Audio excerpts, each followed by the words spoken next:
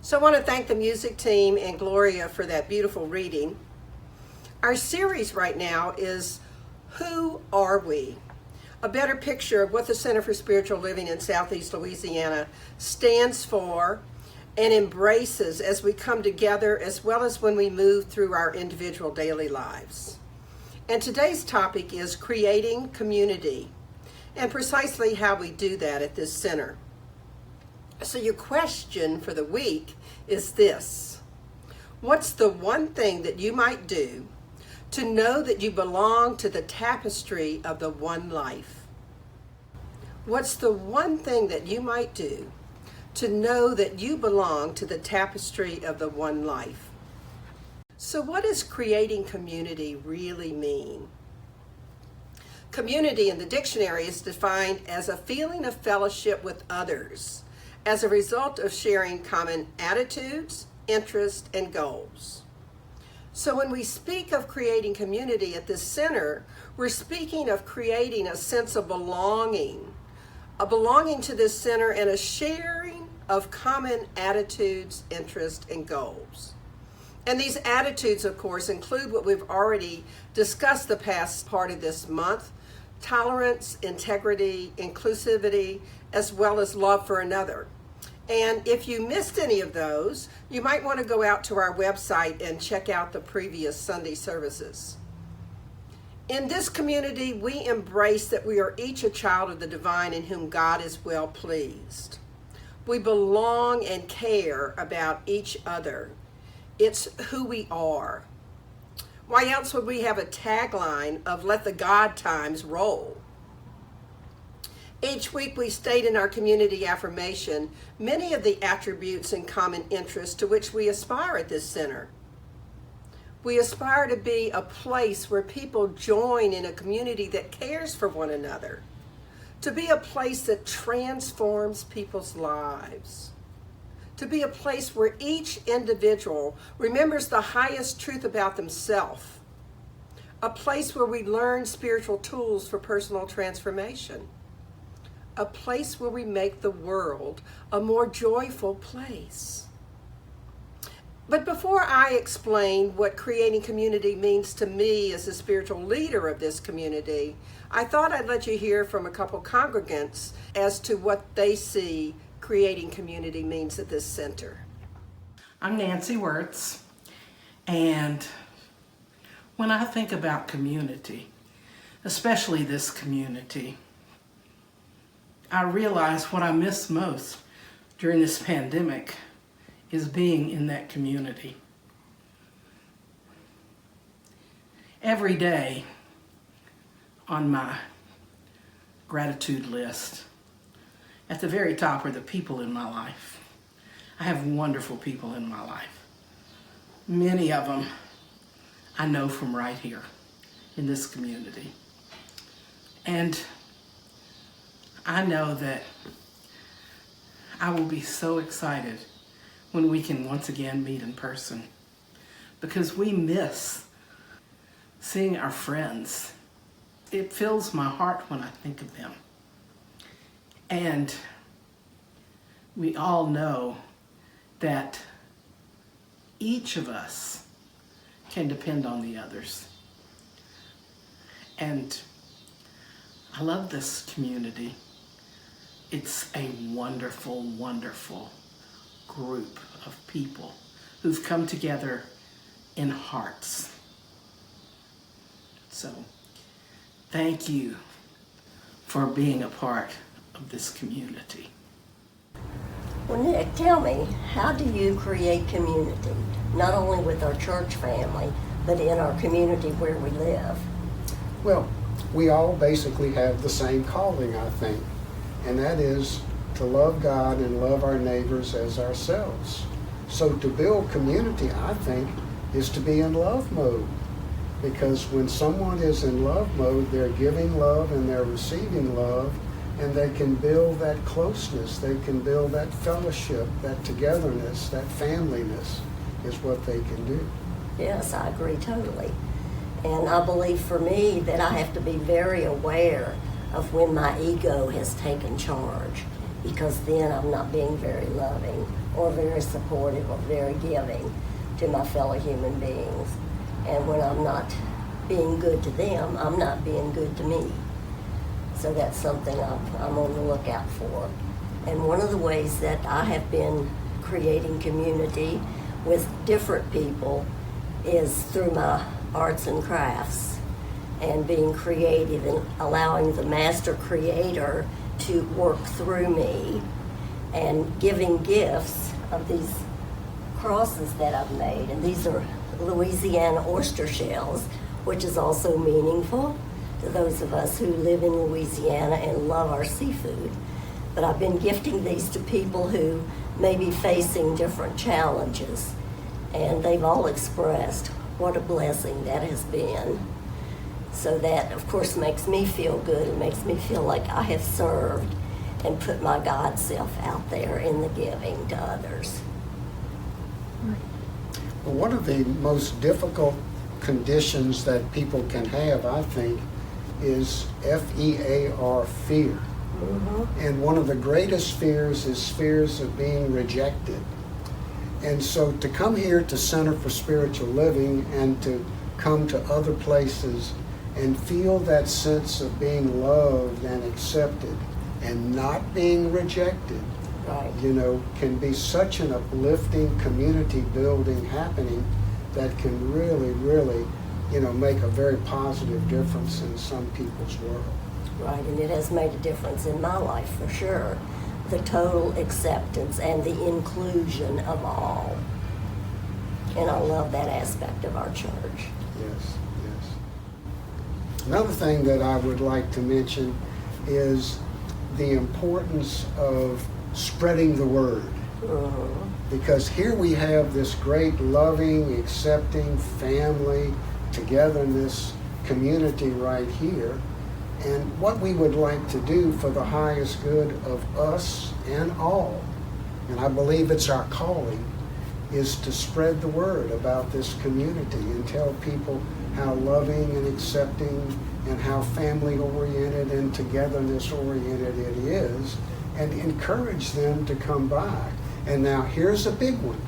When people come, particularly for the first time, we want to step forward and make them truly feel welcome and accepted. Right, and that's our opportunity to spread the love. Yes, it is. Yes, it is. So now that you've heard how Lee, Nick, and Nancy view our center as a place to create community, I want to give you my perspective and why it was a critical part of the foundation of this center that we know how to create community. Our founding father, Ernest Holmes, who, by the way, did not want to start church communities, wrote this: "There is not any human you and human me. There is only the divine one which flows through all, expressing that concrete individuality." So while he didn't want to start churches, what we know is that Jesus told us the power of when two or more people gather together in the name of the divine. So when we're seeking a place to gather, we want to be with like-minded individuals. And it's essential to know that who we are and who they are come together to create a commonality in terms of our spirituality.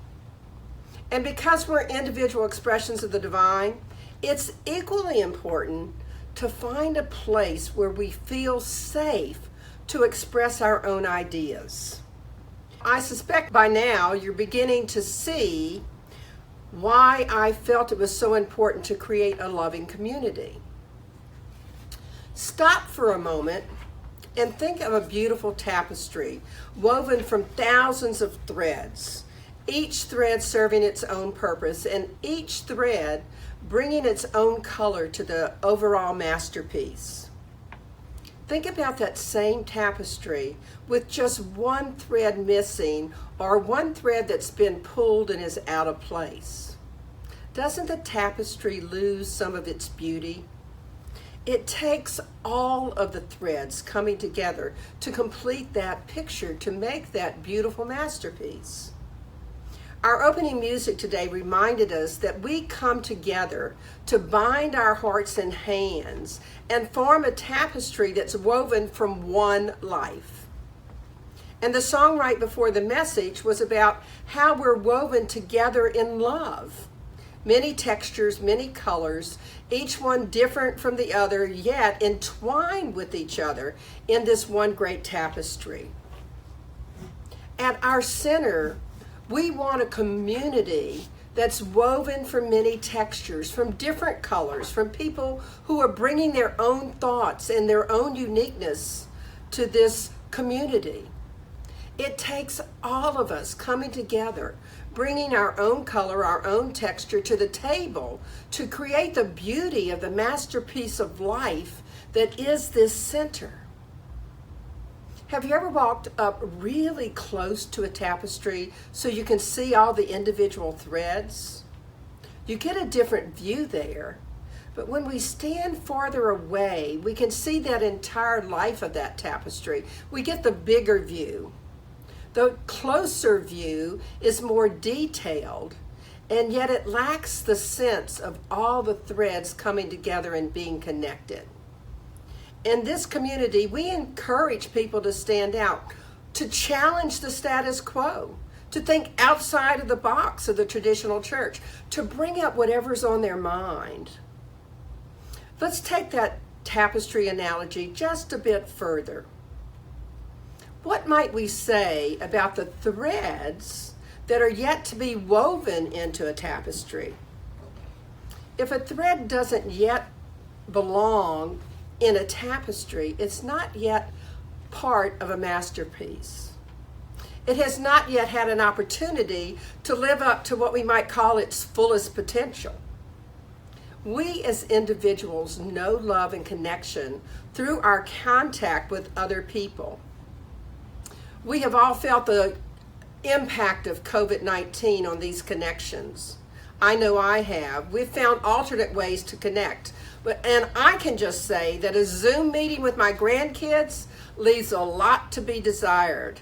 I miss their hugs. I miss their faces when we're together and they're concentrating on something and unaware that I'm observing them. I miss that spontaneous laughter and giggles when they find something to tease their Grammy about. We need connections up close and personal. Martin Luther King, in his last Sunday sermon before he died, said this: "We are tied together in a single garment of destiny." Now here's the caveat. It's not up to society to see that you belong. It's up to each of us to allow ourselves to belong. Many of us quit expressing our needs to each other for fear of appearing too needy.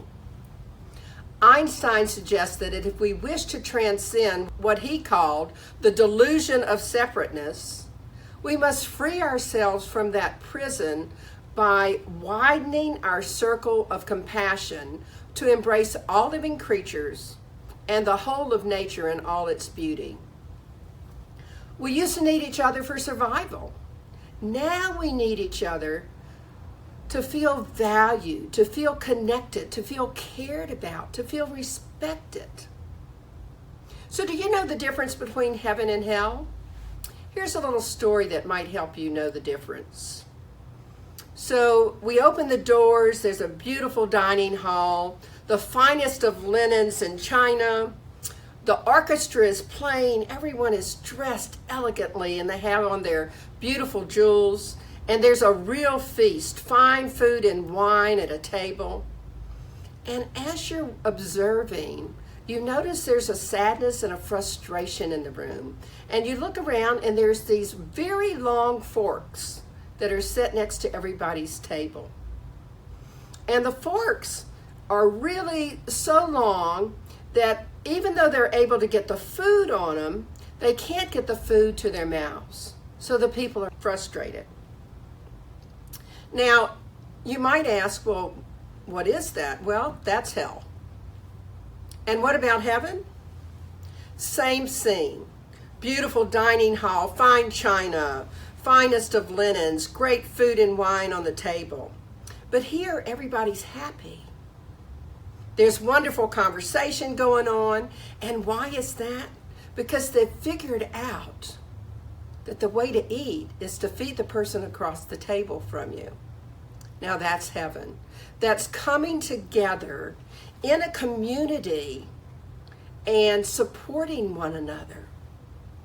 In our reading today, we heard Dr. Jones say, each one actually becomes a reflector for the other, magnifying God's magnificence and love. And what happened in that heaven dining hall was that people came together and figured out how to love each other. We need community to reflect love and laughter. We need to be in a place where, as we affirm every week, we care about each other.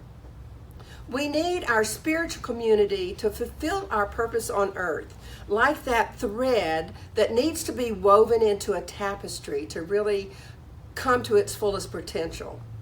We need to be able to see how we can be greater than just ourselves, greater than that single thread of life that we are, and become a part of the masterpiece that's bigger than ourselves. The Weave Us Together song said this: we're different instruments playing our own melodies, each one tuning to a different key, but we're all playing in harmony in one great symphony. In one great symphony. Symphonies require multiple people playing music on all kinds of different instruments. And for musicians, the music is the tapestry with each instrument weaving its own sound into that symphony. For musicians, their sangha is the orchestra. They play together. They weave their own keys on their own instruments into something greater than any one instrument could create if it were standing alone. Virginia Satir wrote, feelings of worth can flourish only in an atmosphere where individual differences are tolerated, communication is open, and rules are flexible. The kind of atmosphere that's found in a nurturing family. This center wants to be your nurturing family, your nurturing community, your sangha. Your place where you feel safe, respected, accepted, loved just as you are. Your place where your own unique spiritual nature can unfold with grace, elegance, and ease in your own time frame, while we nurture and support you through that unfoldment. In the last paragraph of the reading we heard, Sangha is not a building. It's a consciousness held by a collective group that welcomes, celebrates, and honors you just the way you are. Just the way you are. Honors you just the way you are. We at this center honor you just the way you are. And he goes on to say, you'll know it because it's as if you have walked into a wall of love, immersing yourself in it. This center wants to be that wall of love. When we create community, we want to create a place where people want to be immersed in it.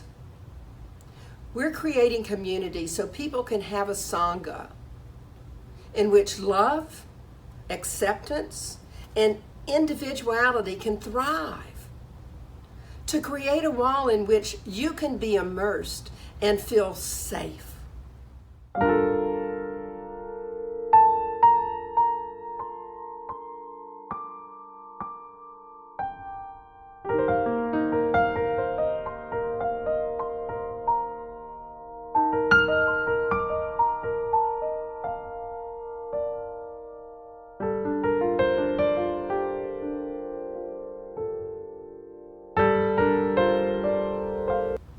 So I'm going to challenge you this week to find your Sangha, to find the tapestry of which you wish to be a part, to find the one thing that you might do to belong to the tapestry of the one life.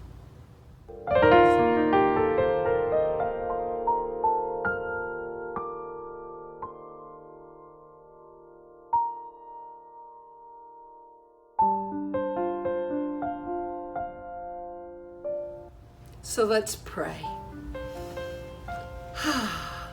So just taking a deep, nourishing breath.